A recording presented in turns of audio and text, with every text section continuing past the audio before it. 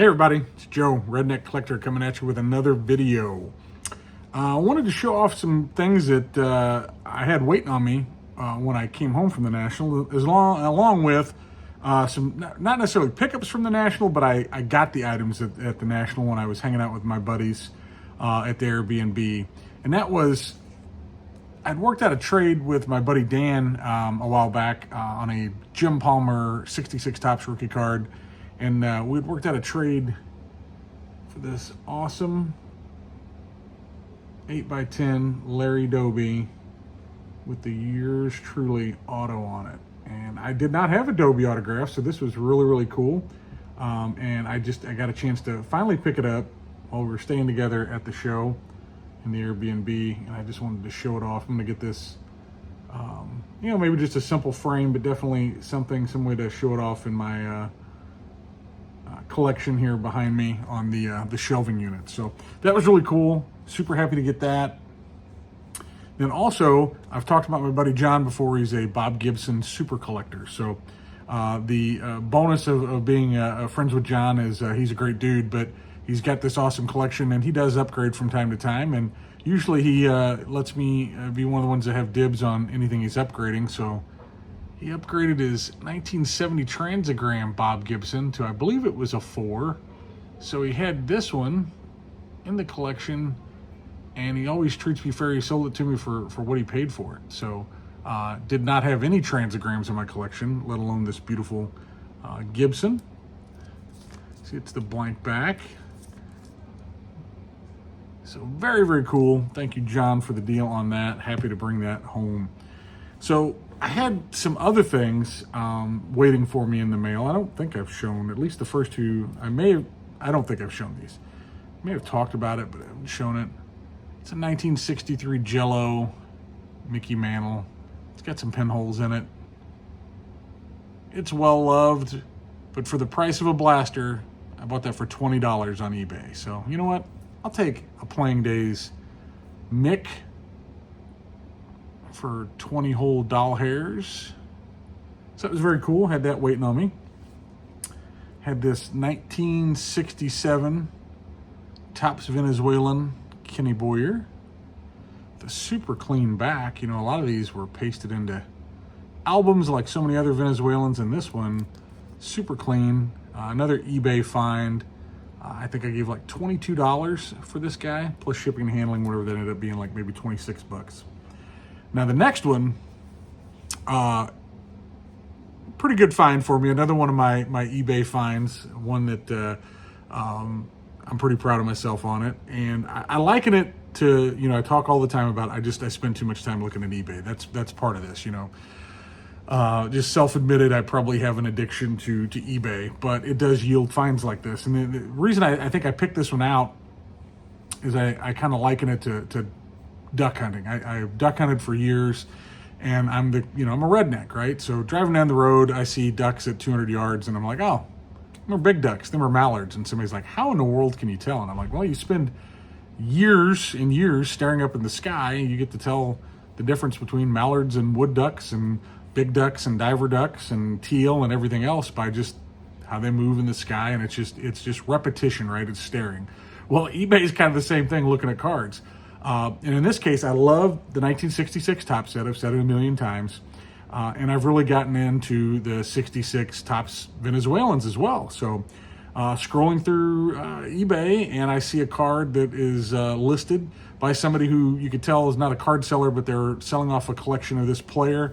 And they had it listed as a 1966 Topps in poor condition, which they're not wrong, but it was a 1966 Topps Venezuelan of Charlie Hustle himself. And look how beautiful. And you can just tell they've got a more washed out look. They've got a little bit of a, I don't know, what do you want to call it? A yellow, tan, earth tone tinge to it, because it does not have that. So honestly, I saw this, I was scrolling, and it stopped me dead in my tracks, Now, it's got the hallmarks of a Venezuelan, the paste marks, the pinkish or magenta, darker color than that softer peach or pink that the other traditional 66s have. But what was great about it is $10. $10 for a 1966 Pete Rose Venezuelan. So very, very happy to bring that home. Very, very cool. A coup d'etat, as us rednecks say, because we use terms like that a lot. And probably didn't know that about the redneck community, but we use terms like coup d'etat, innocuous, loquacious, all those things come up every day in redneck conversation, just so you're aware. Now, the next card is a big card. It's a big, for me, it's a big card. For my budget, for my collection, this is a huge card. I made the deal on eBay before I even went to the National, and it was going through Authenticity.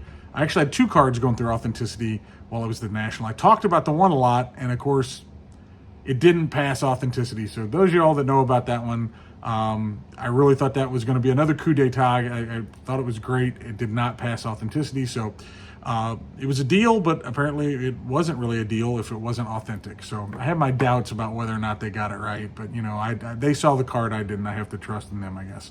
But the bigger card passed Authenticity, and this is a big card for my collection. Super happy to bring it home. It is my first Playing Days card. It fits in really well. For those of y'all that saw my other videos or know me, picked up the 39 play ball Ted Williams at the National. So this is not Ted Williams, but been picking up a lot of play balls lately. No Playing Days of this guy.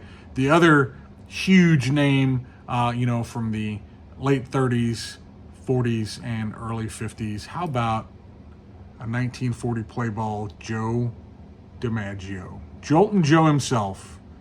My first Playing Days card of Joltin' Joe, and it is this 1940 play ball. It's got those Mike Petty honest corners, right? But no creasing. I mean, the image is not exactly the most greatest image to begin with, right? But I love the 1939 pennant down there in the corner. I really like, I get why people like the 41s. I like the 41s with the color. It's great, but this, I really like the 40s as well. And it went through Authenticity, you can see there. Back is pretty clean. You know, I paid $825 for this card, so it was still expensive, but I believe that when I go to grade it, I got a deal for the condition of the card. That it would, my hope would be that it might grade a 2, and you're not going to be able to touch a 2 for $825 plus $15 or $20 grading. So that's why I pulled the trigger on it. I was like, man, this is a really good deal. I want some Joe D in my collection. I want him represented. So I pulled the trigger on it before I went to the National, and it came in, was waiting for me when I got home. So I feel like the National just got extended for me. Now I'm going to go on a hiatus of buying any cards of any size. I might be picking up, you'll be seeing videos of me picking up some smaller cards, much like the first 3 that I showed you. It's probably be a lot of $10 and $20 pickups, which is fine too. I love that. I get a lot of joy out of that. I've got a few things coming. We'll look forward to showing you that. But again, let's take a look at Joe D. I think is a beautiful card. I get it. Not everybody loves this set. I really enjoy the play balls. I only have a couple other 1940 play balls. Really only have a handful of all the play ball sets, really and truly. And then I want to show that other one there. How about that? My 1966 Pete Rose. Topps Venezuelan, well loved, but for $10, can't beat it. Another incessant surfing of eBay pays off for this guy. So anyway, thank you all very much. Appreciate it. The other thing I'm working on is I'm coming up on a year on YouTube. I think September 3rd. I had to look it up. I didn't know. I think I looked on my channel. So September 3rd, I will be 1 year on YouTube. I'm not sure exactly what I'm going to do yet, but I'm thinking I might do like a top 50 cards in my collection or something. I know a lot of guys do that for their yearly thing. I've never done one of those. I've added a lot of cool cards. So thinking about throwing one of those together, and I might have to pre-record it because my family and I will have some trips and some things going on close to that time. We'll be home by then, but I may not have time to record it. So I may have to do something ahead of time. So I'm going to work that out, do something kind of cool for my 1 year anniversary on YouTube. So thank you to all for the, subscribing and liking and interacting and just letting me be a part of this beautiful community. I love it. Thank you all very much. And I'll see you on the next one. Keep it a little redneck. Use those big words like us rednecks do.